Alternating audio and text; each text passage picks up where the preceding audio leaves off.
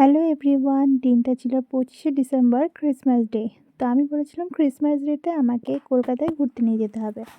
তো সেই হিসেবে আমরা সকালবেলা প্রায় 11টার দিকে বার হয়ে গিয়েছিলাম বাইক নিয়ে কলকাতার উদ্দেশ্যে।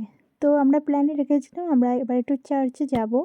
তো হিসেবে ফার্স্টেই আমরা চার্চে চলে গিয়েছিলাম, তো সেন্ট পল চার্চ কলকাতাতে।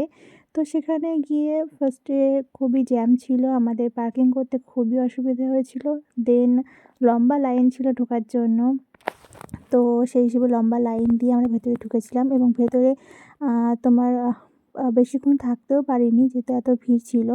তো তারপরে আমরা বাইরে চলে এসেছিলাম, এসে কিছু ফটো ভিডিও করবো তাই, কিন্তু বাইরেও এত লোকজন, কোথায় দাঁড়িয়ে কীভাবে ফটো তুলবো বুঝে পাচ্ছিলাম না। তো ছোটো একটা ক্লিপ নিলাম, দেন ওখান থেকে বাইরে হয়ে আমরা চলে আসলাম নিউ মার্কেটে। নিউ মার্কেট থেকে কিছু কেনাকাটা করে নিয়ে ওখান থেকে চলে গিয়েছিলাম পার্ক স্ট্রিটের লাইটিং এরিয়াতে, যেখানে লাইটিং আছে সেখানে।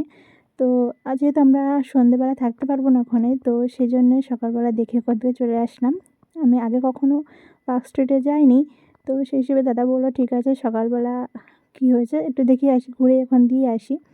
তো রাত্রেবেলা লাইটিং হলে ভালো লাগে, কিন্তু যেহেতু থাকতে পারবো না ঠান্ডার সময় বেশিক্ষণ, তো সেই জন্যে ওখান থেকে আমরা সকালবেলা ঘুরেই চলে আসলাম।